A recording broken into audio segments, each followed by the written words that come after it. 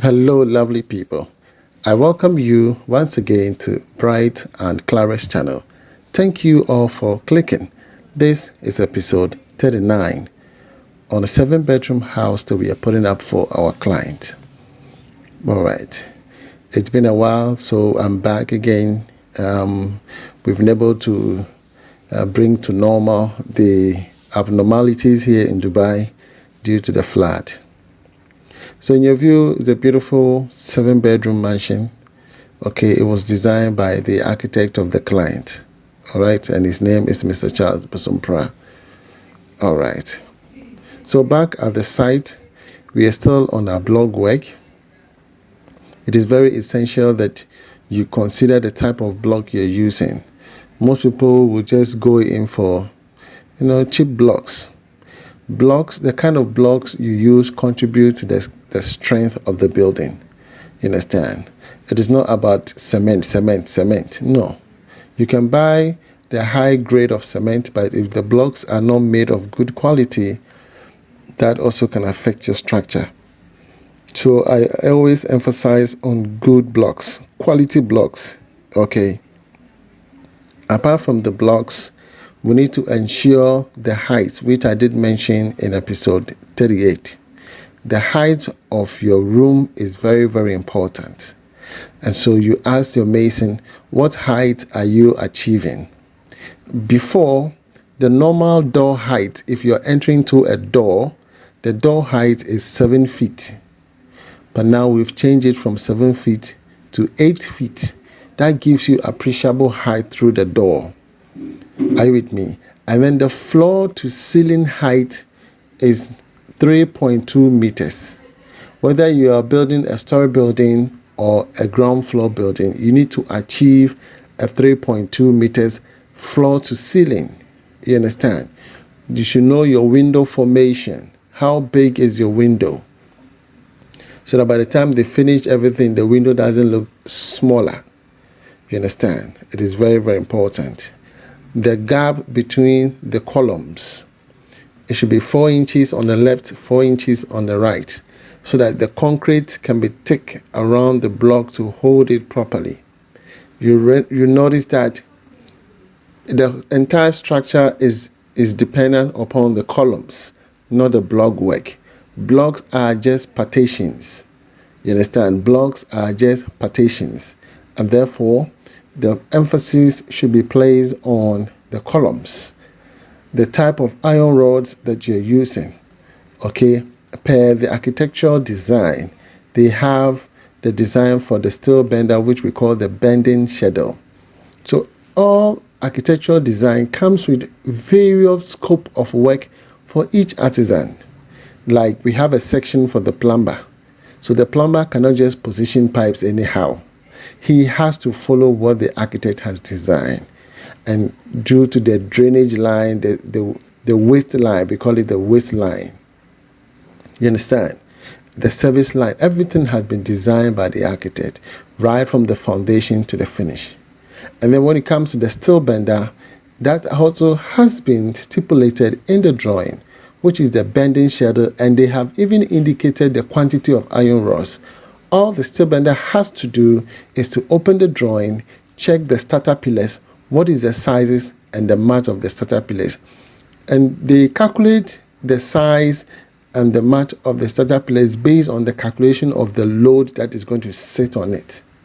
And so you cannot say, steel bender, but you now, then he just get up and he just do anything and put it down. No, he didn't even go to the drawing. He didn't even study the drawing to know what entails within the drawing as per the architectural design and load calculation. We call it load calculation.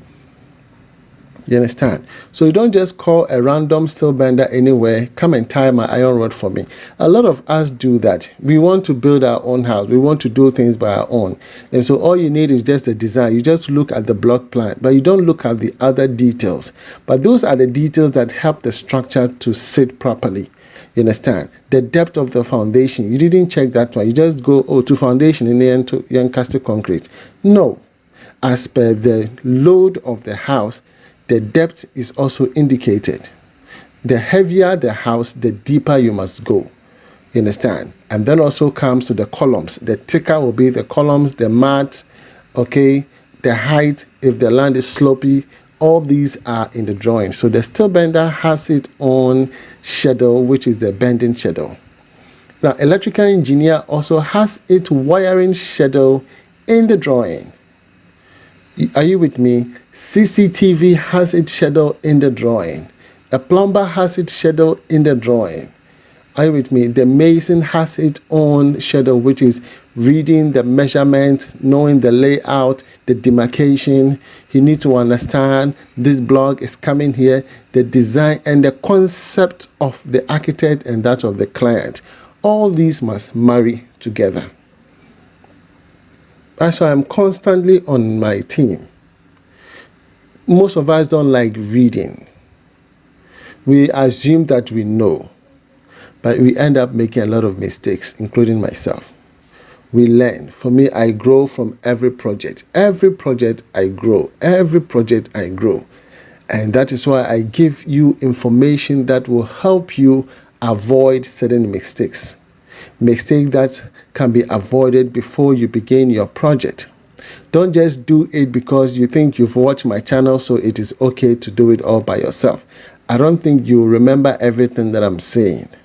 So try and bring your architect on board.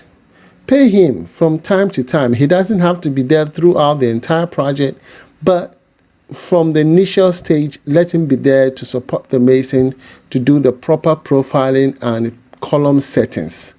Those are the crucial part of it. Now, when they are done, they can continue the block work. Now, when they are going to the superstructure and they start doing the setting out again, the architect comes in and he checks every demarcation, everything is okay. He checks the steel bender, he checks the plumber, he makes sure everybody's on point. Now, this is the exact method we are applying here on this project, and everything is going very smoothly. And the architect is superb. He's not taking shortcuts. You understand? Are you with me? Vis-a-vis my supervision from a distance, where I also check, I inform my team about what to do. I mobilize the team. Today, I make sure the project keeps moving. In fact, that is my goal.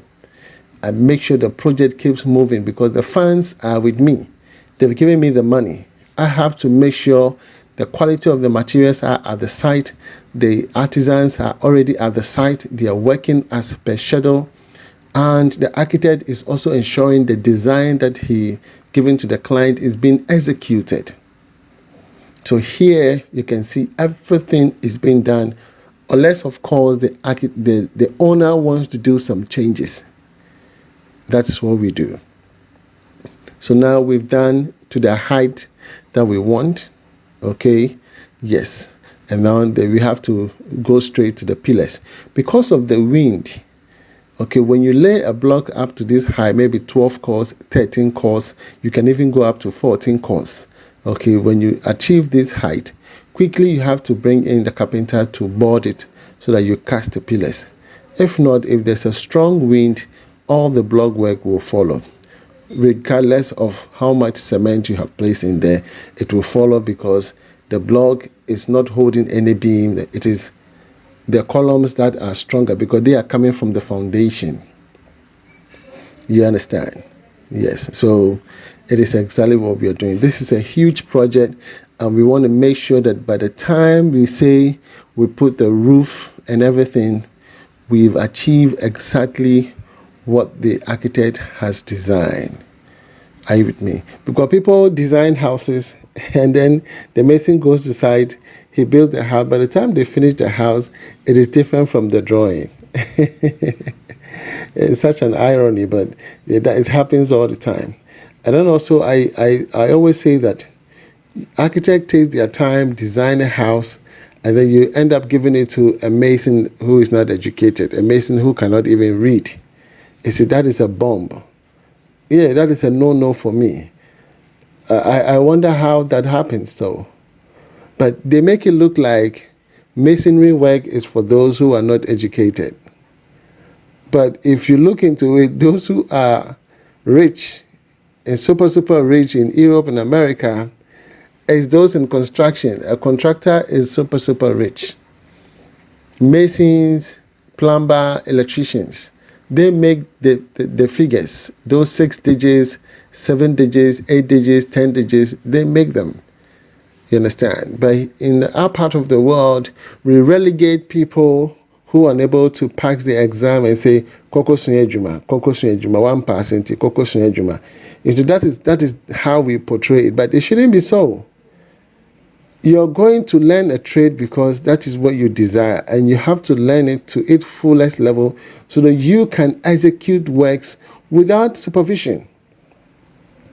You should be able to understand. When you take a drawing, follow the drawing, understand, because you've learned it the proper way, not because you are not a good student and you didn't pass your exam, so go and study some trade and do some jobs as if it's a punishment. You understand? It shouldn't be so. Okay, so we need to grow up from that deception. In case you need my services, my name is Mr. Bright. Okay, my number is on the screen. You can reach out to me via WhatsApp. Okay, we can WhatsApp call, video call, and I believe we will go a long way in achieving what we want to achieve. Okay, yes, it hasn't been easy. So here we use a lot of boards, looking at the dimension and the formation of the columns. You can see that one column is taking, this side is taking 2 board, 2 board, 2 board. So just one pillar, 6 board is gone. Now, when you give an estimate to someone and you write 70 boards or 80 boards or 100 boards, they go like, oh, what are you going to do with all these boards? Because they don't understand. Just one pillar. Look at the pillar. We've braced it in the middle. So this here is taking 2 board, 2 board, and that other side is taking 2. So just one pillar is taking how many boards? 6 boards. Just one pillar. It's too bad. Here we have 2 here, 1 here, and 2 in the inside. Are you with me? So this house is huge, and I can't wait to see the completion of this house. Apparently from here we'll move on straight to the decking formwork. Okay, and from there we have to do some checks to see if everything is in order before we proceed to that stage of the formwork. So this is what we call a superstructure. If you are new here, we do educational constructions videos here. My goal is to educate you, to inspire you, so for you to pick up some ideas. I do not have all the information, but the ones that I know, I put it here, and those information are verified. I'm not just throwing dust out there. Yes, that's why whatever I know is what I say. Okay, yes, just to guide all of you. Now, in doing the superstructure, you watch from our episode, we did the DPC. Okay, we laid the DPC before we started the first block work on the oversight. We laid the DPC. DPC means the damp proof course. The damp proof course helps us to mitigate dampness, water dampness. Dampness are as a result of capillary action that takes place between salt and water. Are you with me? So when that happens, you have this capillary action, moving on the property, and sometimes you have areas where there is moist. You see some green things. We call them sparagizers. All these things are due to moist. You understand? Water dampness are due to moist in the soil or in the sand, that the blocks begin to soak them, and when the blocks becomes weak, it breaks its barriers and allows this water dampness to rise from the bottom all the way to the top. Now, how do you prevent that from happening? You put a barrier in between. Are you with me? You just put a barrier in between the ground level block and that of the top level block, so the water is not able to transition from the bottom to the top. So there's a barrier in between. There's a layer. You understand? And that is what we call the DPC. Now, we did that from the footings. Which is the foundation. We laid the DPM, the damp proof membrane, in the foundation. So we started mitigating it right from the foundation all the way to this level.